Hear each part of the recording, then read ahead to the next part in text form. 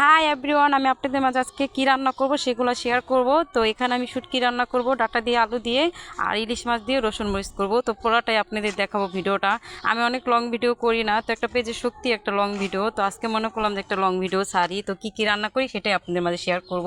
তো এখানে আমি পেঁয়াজ দিয়ে দিছি তেলের ভিতরে, তো শুটকিগুলো দিয়ে দিছি। শুটকিগুলো দিয়ে এখন ভালো করে ভাজা ভাজা করে এখন আমি পানি দিয়ে দেবো। পানি দিয়ে এখন হলদি মরিচ যা ছিল সব কিছু মানে দিয়ে দেবো, আদা বাটা দিয়ে দেবো। তো শুটকি তরকারিটা যে খান সে জানেন যে কেমন মজা হয়। তো আমি লটকা শুটকি দিয়ে ডাটা দিয়ে আলু দিয়ে রান্না করব, আবার ডাটা পাতাও ছিল। তো এখানে ভালো করে এখন আমি সব মশলা কষিয়ে এখন আমি ডাটাগুলো কুটে রাখা ডাটাগুলো এখন আমি দিয়ে দেবো। তো দিয়ে সুন্দর করে কষিয়ে নেব। তো যতক্ষণ কষাবো মানে যত কষাবেন তরকারি ততটাই মজা হয়। তো আমি এর জন্য ভালোভাবে কষিয়ে নিচ্ছি। তো এখানে আমি একা একা ভিডিও করলে কষ্ট হয়, তো এখানে পানির স্পিডটা দেওয়া হয় নাই, তো আমি এভাবেই দিয়ে দিয়েছি। তো আমি পানিটা যখন কমে আসছে তখন আমি এখন ধন্যপাতা দেবো। ধন্যপাতা দিলে তরকারির টেস্টটা খুবই ভালো লাগে।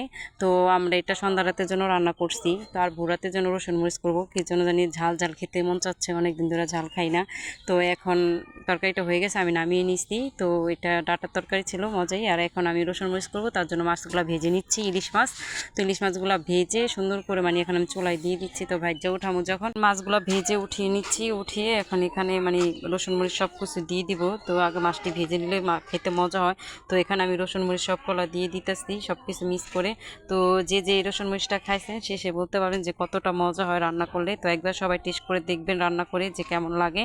তো আমার ভিডিওটা সবাই একটু ভালোভাবে দেখেন। তো একটা লং ভিডিও বানাতে অনেক কষ্ট হয়, কেউ স্কিপ করেন না, সবাই দেখেন। তো একটা পেজের শক্তি একটা লং ভিডিও। তো এখানে আমার রসুন মরিচটা হয়ে গেছে, তো এখন আমি নামিয়ে নিচ্ছি। তো রসুন মরিচের কালারটাও খুবই সুন্দর হয়েছে। তো আশা করি সবাই ভালো থাকবেন। আল্লাহ হাফেজ, আমার জন্য দোয়া করবেন। তো শেষ ফিনিশিং খেয়ে আপনাদের